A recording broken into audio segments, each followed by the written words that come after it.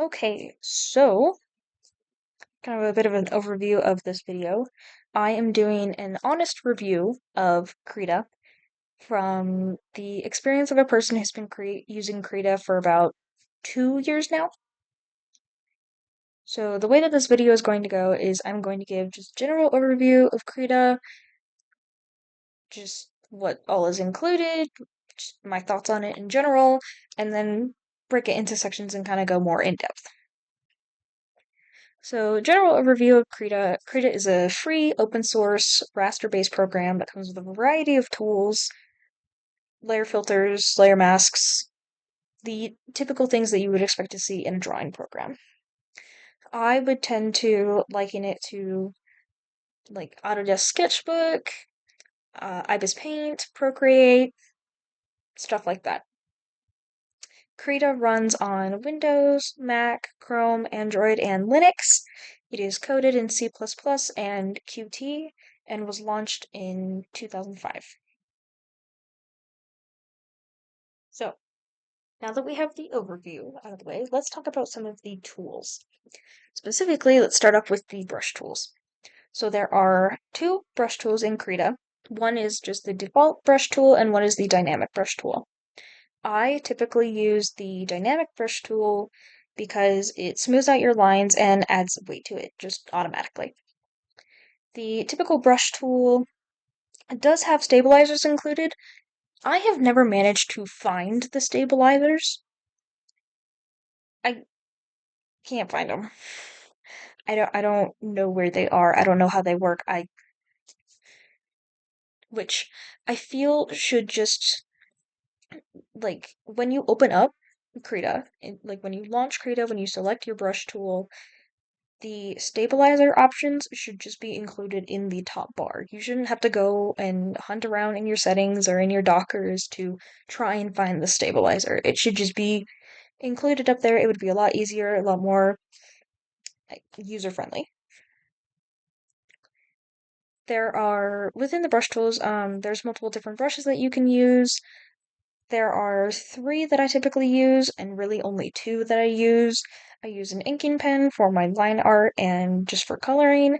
I use an airbrush tool, typically when I'm applying filters. And there is another inking tool that I use sometimes.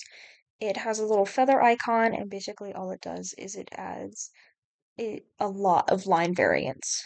And I don't often use that one just because the edges of it are very blocky and not very not very clean looking. I yeah, I use that one sometimes for liner if I'm feeling zesty. There are other tools included like shape tools. I use the shape tools sometimes. I don't typically use them. Normally I just draw my shapes with the brush. My only thing about the shape tools is depending on what size you have the stroke at, it can look really weird, which can be said for just about anything. But what I mean by looking really weird is that the edges are not very sharp. There's about a pixel or two, depending on what size you have it at, where it's just, I think what they were going for was trying to give a feather to it almost, but it doesn't look very good and it is the default and I don't know how to change it,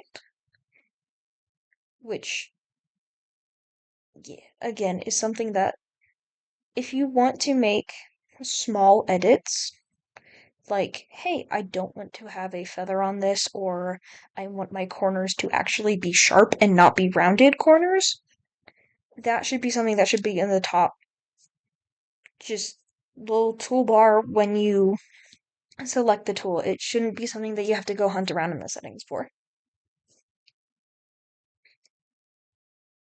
Typically I use the shape tools if I'm just trying to get like quick sketch down, just get a quick shape, or if I'm making like a really geometric thing.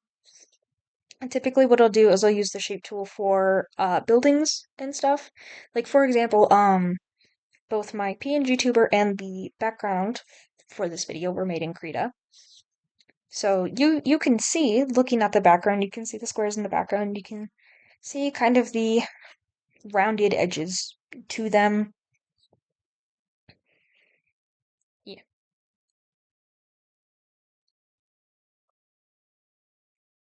There is a shape editor tool.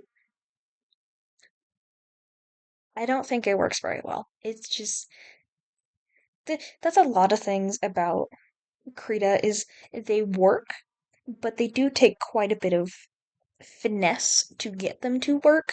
So when you're a beginner artist and you're not really sure like what all to do with it, it can feel really overwhelming having those tools on the side where you're like, I have no idea what those do.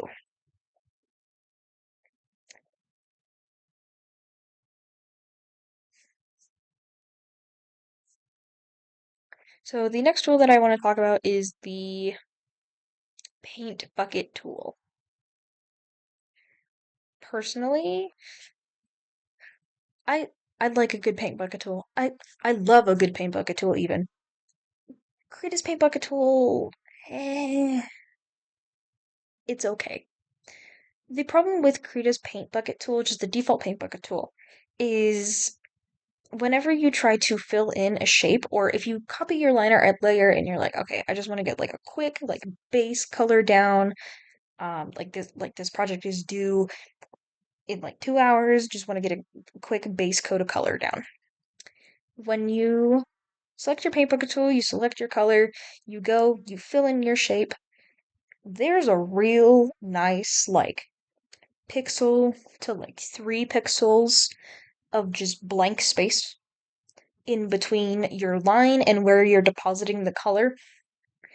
So you have to go back and either try to be really precise with the paint bucket tool and try to get those pixel to 3 pixel area, or you have to go back with a brush and just fill it in. If I'm using a paint bucket tool, I don't want to have to go back and fix the edges. I just want it to fill in my area completely so I don't have to worry about it. Krita's paint bucket tool doesn't do that. Alright, well, let's move on to layer filters. So, some filters that you can add, for example, let's take a look at these.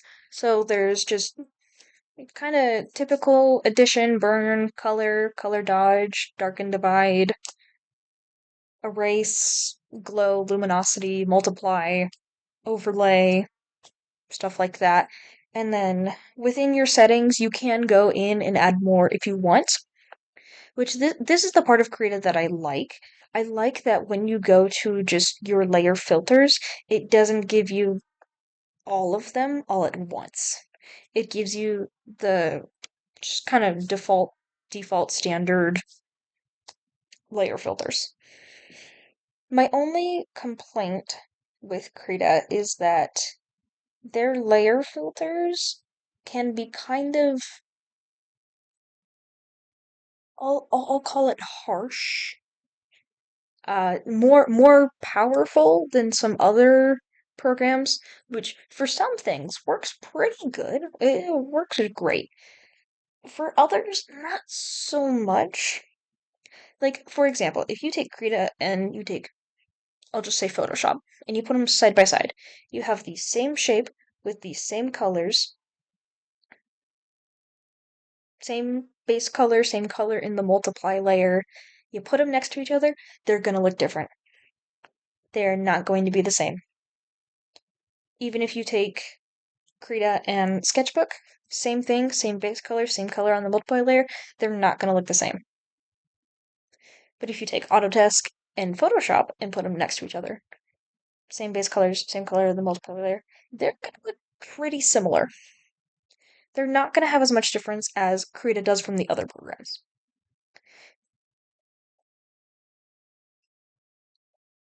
But yeah, overall, the layer filters, they work. They get the job done. They just might look a little bit different if you try to do the same thing in a different program and then go like, why does this look drastically different? So there are also layer masks. So there's filters and there's also filter masks. Filter masks are a bit different. There's also layer masks. Basically, your layer masks, you have transparency masks, you have filter masks, and your filter masks are the ones like multiply, overlay, saturation, stuff like that. Your transparency mask is basically just layer mask in Photoshop.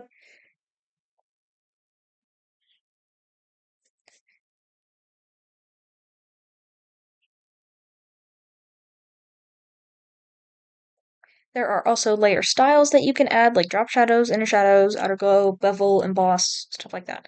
I personally have not messed around with those in Krita. I am not sure how well they work. Yeah. But if you're just using Krita as a drawing program, you don't have to worry about all of those. Don't even touch them.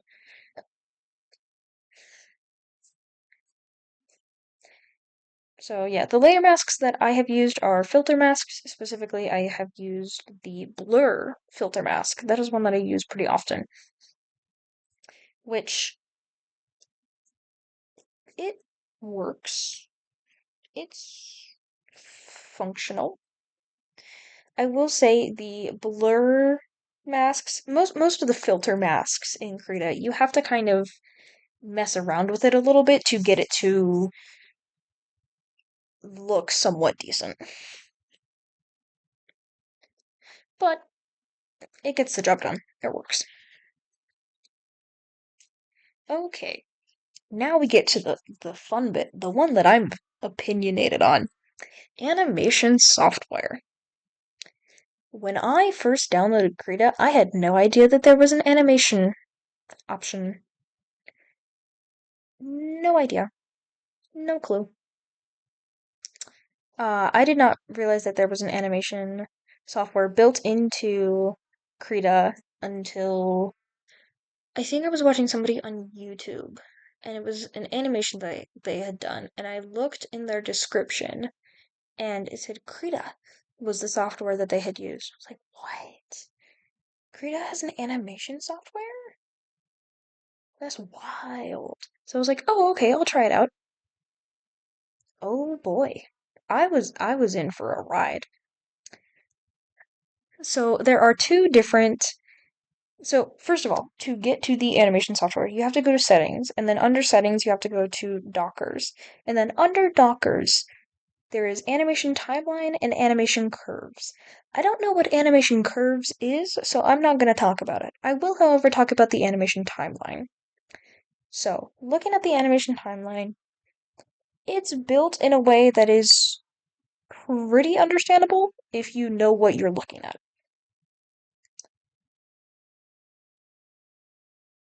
Yeah. My complaint is that I was used to animation programs where if I started drawing on a new frame, it would just automatically make a new frame. That is not the default in Krita. In Krita, if you start drawing on a new frame, it just adds to the frame. It doesn't create a new frame. It just adds on to it, which you can change in your settings, but again, that is another thing that you have to go hunt through your settings for. Yeah. The FPS editor doesn't always work. It doesn't always work. And it does not, in my experience, it typically does not save your FPS settings. Like for example, if you're working on an animation project and the default settings is 24 FPS in Krita. If you set your FPS down to say 12. If you set it down to 12, you do work, you get some work done, you save it, you close, you come back, you have to change your FPS settings again. That kind of gets a little tedious and old really quickly. And I don't know if there's a way to prevent that from happening. If there is, I have yet to find it. It's just the way it is. Yeah, it's just the way it is. The onion tool is nice because you can edit the little bit of like, oh, okay, so you're on this frame. How many frames before do you want to show? How many frames after do you want to show? You can change the tint of them. You can change like opacity.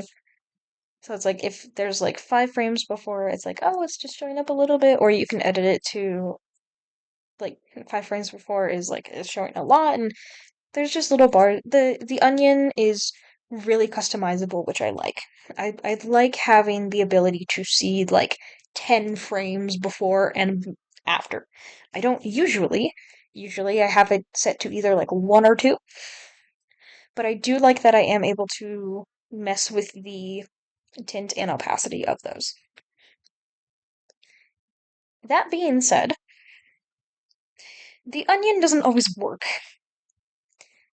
Like, for example, I was working on a animation piece somewhat recently, and I turned on the onion and it didn't turn on. And I was like, what? Like, why isn't the onion turning on? So I turned it off, turned it back on. That didn't work. Closed the document, reopened it back up, turned back on the onion. That didn't work. Closed Krita, relaunched Krita, turned the onion back on. It still didn't work. And I was like, you know what? No, I got so frustrated. I was like, no, I'm not gonna work in this anymore. Forget this. I'm working in Flip a Clip, which was fine, but yeah. It is nice that it's customizable, though. It is nice. It is one of the more customizable onions that I have seen out there. It just needs to work a little bit more consistently. Another thing about the animation software is it likes to crash. It loves to crash. It lives to crash. When I was working on on my Snuffy animation, it crashed constantly. Almost every time when I would hit the play button to preview it to make sure things were working right, it would crash. It got to the point where almost every single time before I hit the play button, I'd go, please don't crash, please don't crash, please don't crash, please don't crash. And I would watch it load. It would get to like 90%, 98%, and it would crash. That's not great. And to be fair, I did have quite a bit of layers on there, but I have also had animations where I've only had like maybe 1 or 2 layers and it's crashed on me. So, yeah. Animation software, it works. It likes to crash. So, now I'm going to talk about another thing that is built into a lot of animation, or not animation, ugh. A lot of art programs, a lot of drawing programs, is time lapse. The time lapse button recorder is a nice little button that you can hit and it will record all the work that you do and it'll speed it up and make it into a video. Love time lapses. They're great. They're awesome. Here's the problem with Krita's time lapse. It is another Docker that you have to hunt around for, which once you know where the Dockers are, like where the different docks are, it's not that hard to find them, not that hard to get to them. But if you are a brand new artist, brand new working in Krita, and you're trying to find where the frick the time lapse button is, you gotta go into your settings, you gotta go into your docks, you gotta scroll down, you gotta hit recorder. Because it doesn't label itself as time lapse. You gotta hit recorder. And then once you're in the recorder, you gotta figure out where did Krita deposit my recorder dock.